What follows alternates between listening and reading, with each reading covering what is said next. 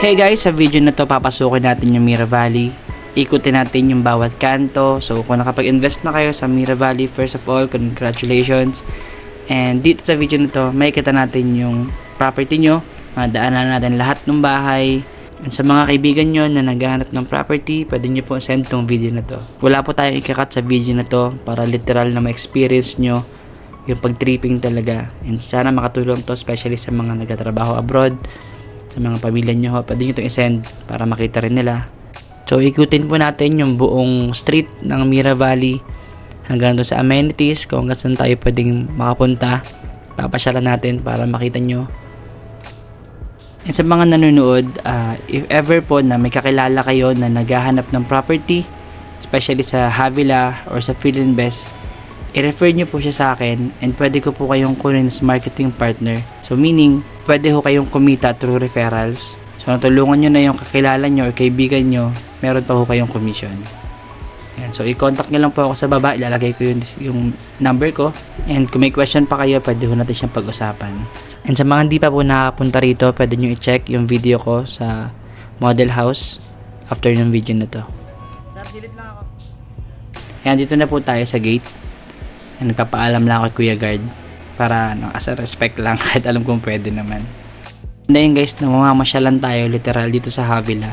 And if nagustuhan nyo yung ganitong type ng video, please comment nyo po sa baba para gawin ko siya sa iba't ibang property. So pagpasok natin ng gate, itong right side natin na residential at is block 3. Yung sa left naman is block 4. So ngayon, kakanan muna tayo dito sa unang kanto. And din yung model house doon sa mga nakakuha na rito. This is a block 7 naman, yung bahay dyan. And yung bahay na to na mag-isa is part ng block 1 and 2. Hindi ko na kasi na-check kung saan area siya banda. Yan. So dito naman, sa harapan natin, yan, this is block 5. Residential lot din siya.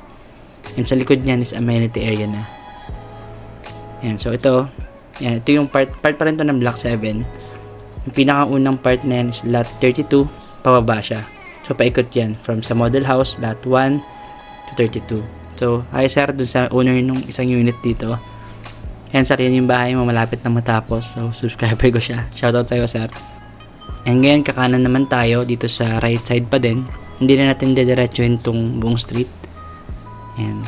So itong block naman na to is block 6. Yan yung mga bahay dyan. So may kita mo, may mga nakatira na dyan, may mga sasakyan na. And itong part na to, hindi ko sure kung viewing deck ba to. So confirm ko siya next time paggawa ko din ng video. So dito, yan. So pag curve na to, may kita nyo na dyan yung amenity area. Ginagawa pa lang siya. And then yung may tulay. Then yung magiging pinakang river park.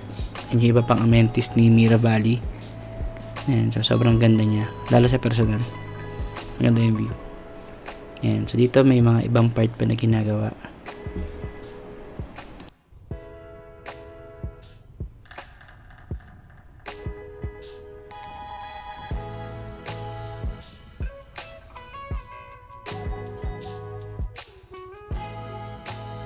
So ngayon tuloy tayo. So diretso lang natin to. And yung sa right side naman natin, yung residential lot dito sa pinaka right side is block 10. And dito namang house and lot is block 11.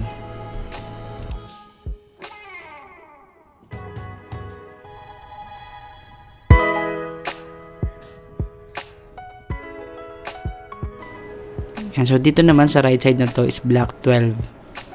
And so katapat siya ng block 7. Kakanan naman tayo dito sa Azure Street. Yung sa left side natin is a residential lot.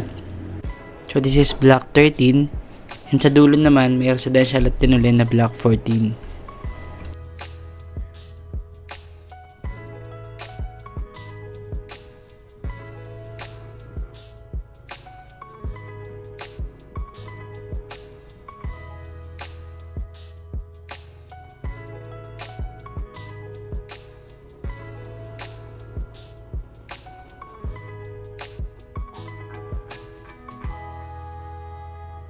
Yan, so ikot lang tayo dito sa block 7 and 6 para makita ng mga owners kung sakaling panoorin nila to. Yan, tapos puntahan naman natin yung kabilang side ng Mira Valley para makita natin yung the rest na block.